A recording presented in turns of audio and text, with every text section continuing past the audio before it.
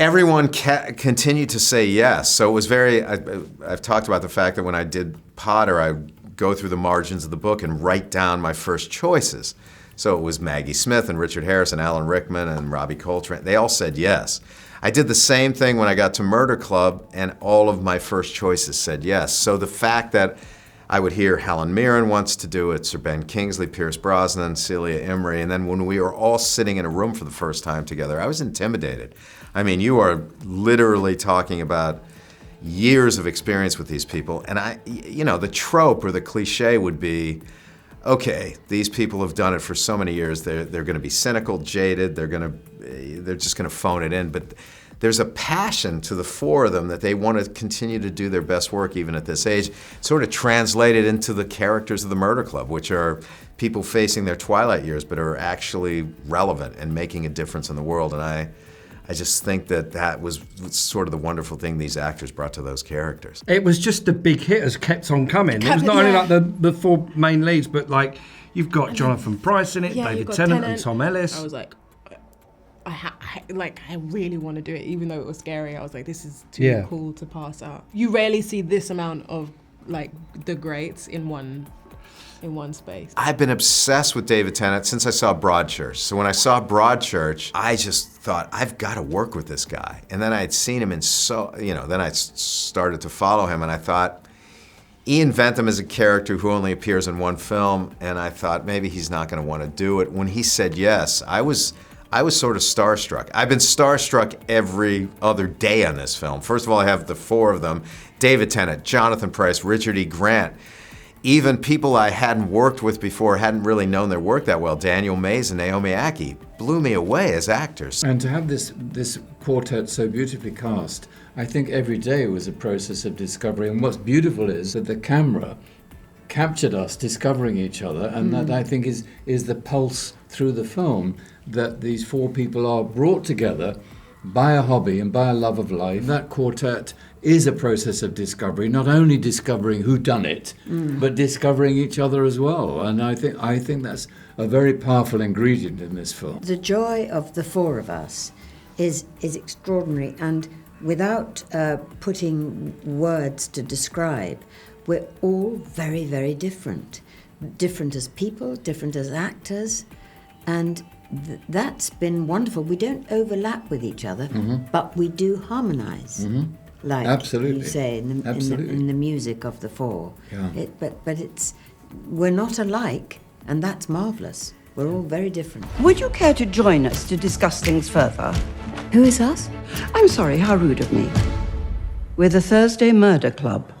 Sexy Beast, Ben Kingsley, all of the Bond films appeared in. I tell you, I think the thing that when I was a younger actor starting out, when I was really getting interested in it, there was two TV shows that I absolutely adored, and it was Robbie Coltrane in Cracker, and the other one was Helen Mirren in Prime Suspect. Bloody like it was like her as Jane Tennyson was amazing, and all of the movies that Celia's done as well. Oh, it's quite hard to pick. I'm not gonna lie, it was intimidating. Especially when I met them for the first time, I was like, I know who you are. Yeah. So then how do I approach this? It's that kind of thing. I was just like, you're right. I like to think they were feeling exactly the same with us. Yeah, they were like, oh my God. You know? I think we all celebrate each other. We have an extraordinary collective history, and we have an immense respect for each other, because we're all what bonds us. Although we're very different, we're all very rooted in our craft. We're not concerned with the periphery of the craft and the clutter that surrounds what we do for a living, which actually is very difficult but very simple. We earn our living by pretending to be somebody else in order to tell a story. It happened when I was working on Potter, and it happens with British actors. You have to be on your toes. You have to be doing your best work because they're the most professional actors in the world. I don't think it's a secret. Back when we did Potter, television wasn't such a big thing for actors to do, film actors particularly.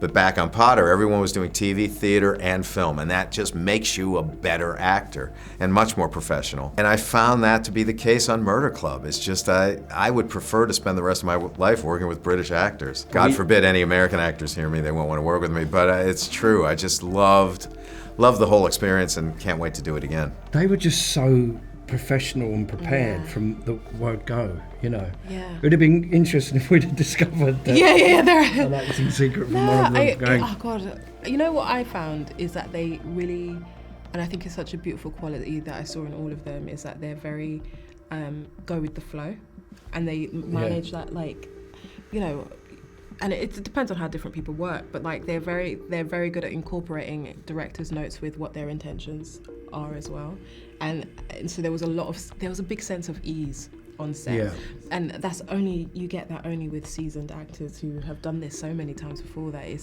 really just there for the fun of it, and that is just like, it's really fun to watch people just have fun. I think you've got to really admire that, though, that they are still out there doing it. Do you know what I mean? It's sort of, you know, when you're a young actor starting out, if you're doing a play or something, you're completely green to it. You're kind of like, you've got no expectations. No. You just throw yourself into it. Yeah. And in many respects, the older you get, the more complicated life becomes. I was asking Helen and Pierce what they were up to next, and they were on to something else. And then they went on to Mobland, didn't they? Right.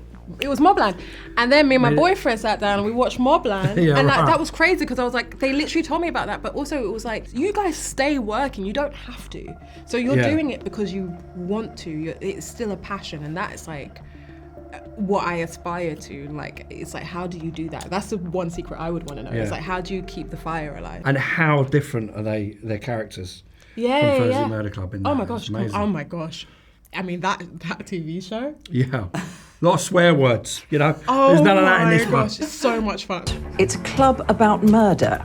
Does sound a bit bonkers. I think it was the challenge was actually the same challenge I faced on Potter, which was condensing the book. You know, if we shot the book as written, it would be probably 6 hours. And I needed to, I just felt I needed to deliver a film that was around 2 hours. You know, it's interesting, with Harry Potter, we were able to do a film that was 2 hours and 38 minutes long, which has children as the leads, which is sort of unheard of. With Murder Club, it felt like it had to be a little more condensed. So the biggest challenge was essentially streamlining the murder and making all of that a little more simple, a little more streamlined. Police work is off limits to anyone who isn't the police. Plonker. We're all suspects. Bugger.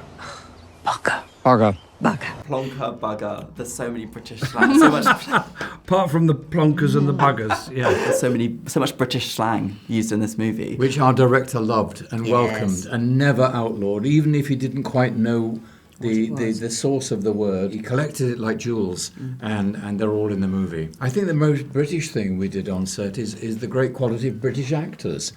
And British actors know why they're actors and what the role means.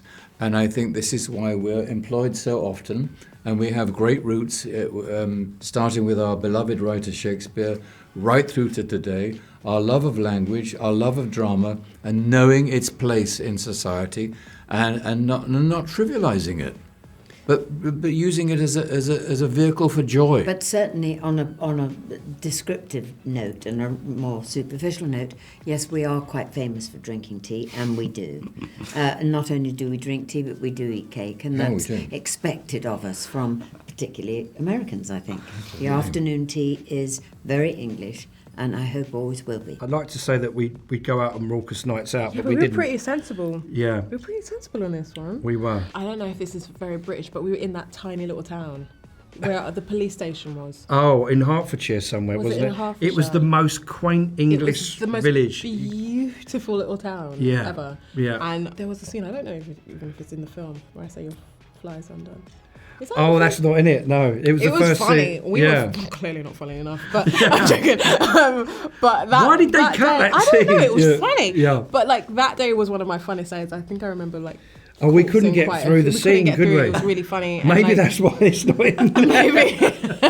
And I think that day I was like, it was such a beautiful sunny day because we filmed it in the summer and we were in this beautiful town.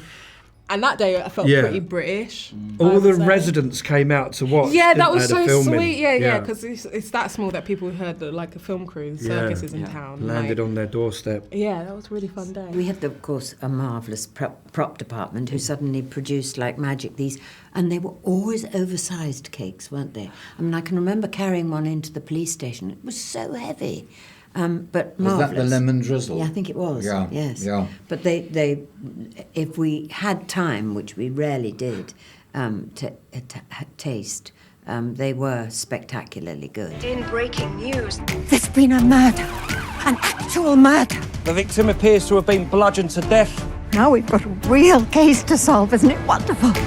Obviously, R.I.P. and all that. What character from one of your other films do you think would slot right into the Thursday Murder Club? I definitely think Professor McGonagall. Maggie Smith would fit right in. Alan Rickman would fit right in. Richard Harris, right? I just wish they were all here to be part of it. You know, I miss them greatly, and they were truly, that was truly the best experience of my life, cinematic experience of my life until now. There are some very juicy new roles for the new film, and it's for the new book. We don't have a new film yet, but if we did, there is the character of Elizabeth's ex-husband, who I have a dream casting choice for, but I can't talk about yet, but that would be great. You are mixed up in dangerous things. How exciting.